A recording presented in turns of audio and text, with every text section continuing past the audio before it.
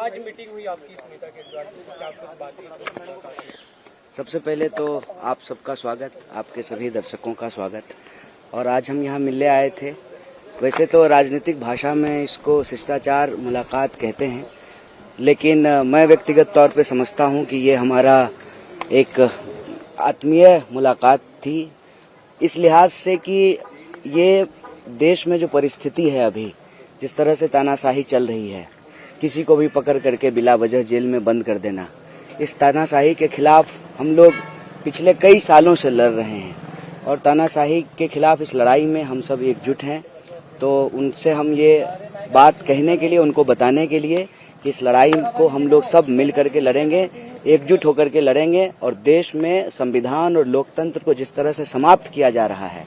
इसको हम लोग बचाएंगे, संविधान को भी, देश को भी, और इस तानाशाही को खत्म करेंगे। चुनाव को लेकर कोई बातचीत हुई, कैंपेन को लेकर खासतौर पे 4 सीटों के चुनाव प्रचार कर रही है, क्या आपने डिमांड की कि हमारी सीट पे भी आएंगे? नहीं, 4 सीट पे हम चुनाव नहीं लड़ रहे हैं,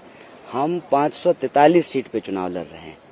हम इंडिया अलायंस के सब लोग जो है घटक दल हैं और ये अलायंस पूरी तरह से एकजुट है। दिल्ली की भी 7 सीट पे चुनाव लड़ रहे हैं। तो जो भी हम लोग रणनीति बना रहे हैं वो किसी एक प्रत्याशी के लिए या एक पार्टी के लिए नहीं बना रहे हैं, वो दिल्ली के लिए बना रहे हैं, दिल्ली के लोगों के लिए बना रहे हैं, क्योंकि ये दिल्ली के लोगों के आत्मसम्मान का सवाल है। किसी को, एक व्यक्ति को सांसद बनाने का सवाल नहीं है, किसी एक व्यक्ति को प्रधानमंत्री बनाने का सवाल नहीं है, एक पार्टी की सरकार बनाने का सवाल नहीं है। सवाल है कि दिल्ली के लोगों को जिस तरह से अपमानित किया जा रहा है, जिस तरह से दिल्ली में तानाशाही चल रही है, जिस तरह से सीएम साहब को पकड़ करके जेल में डाल दिया गया है, इस तानाशाही के खिलाफ और दिल्ली के अधिकारों पे जो रोज बरोज हमले हुए, जिस तरह से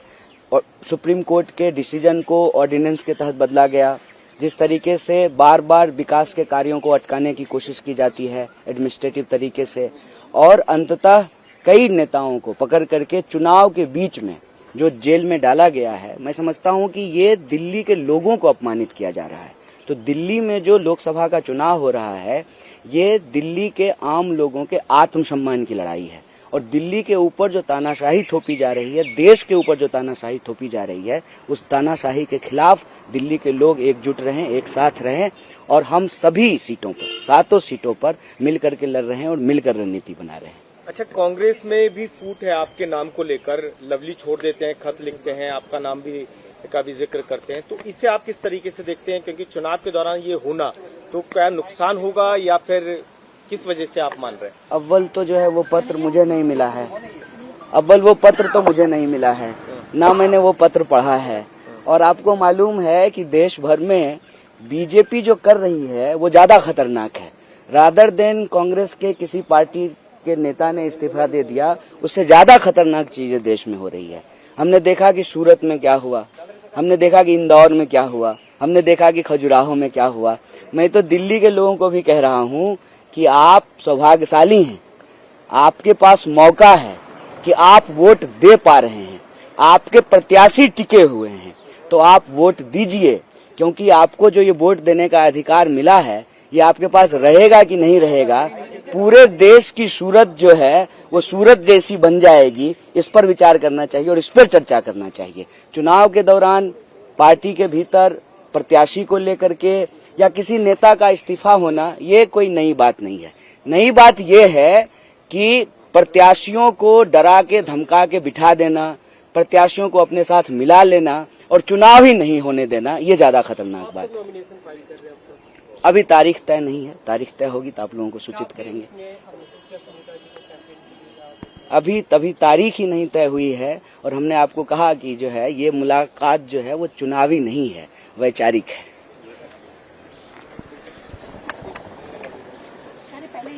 पहले इनकी कमेंट। तो आज कन्हैया जी जो कि हमारे नॉर्थ ईस्ट से कैंडिडेट भी हैं और आज वो भाभी से मिलने आए थे, चूंकि ये भी तिहाड़ में रहे हैं तो इन्होंने अपना भी अनुभव शेयर किया उनसे। और जो सबसे महत्वपूर्ण बात ये रही कि जो देश की स्थिति इस समय बनी है, तानाशाही हर तरफ चल रही है, लोकतंत्र खतरे में है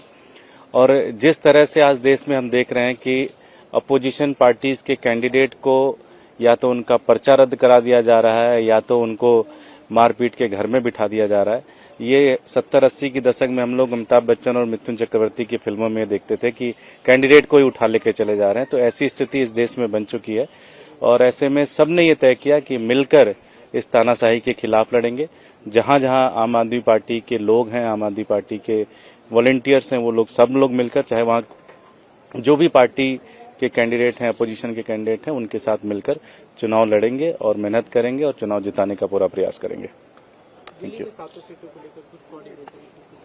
नहीं, इस मीटिंग में तो कोऑर्डिनेशन की बात नहीं हुई। कोऑर्डिनेशन की चर्चा अलग मीटिंग में हो रही है और चूंकि इंडिया अलायंस पहले से है, हम लोगों ने 31 तारीख की रैली भी की, जो कि मुझे लगता है दिल्ली के इतिहास की सबसे बड़ी रैली रही है। और अब जो भी हमारे बूथ के कार्यकर्ता हैं, चाहे वो कांग्रेस के कार्यकर्ता हैं, चाहे वो आम आदमी पार्टी के कार्यकर्ता हैं, या और भी जो इंडिया अलायंस के कार्यकर्ता हैं, वो आपस में मिलके एक एक बूथ, एक एक गली और एक एक मोहल्ला कैसे जीतेंगे, इसके ऊपर चर्चा कर रहे हैं और इसके ऊपर प्रचार कर रहे हैं। और जो भी अगर किसी वोटर के मन में कोई भ्रम है, कोई क्वेश्चन है, तो उन क्वेश्चंस का जवाब दे रहे हैं।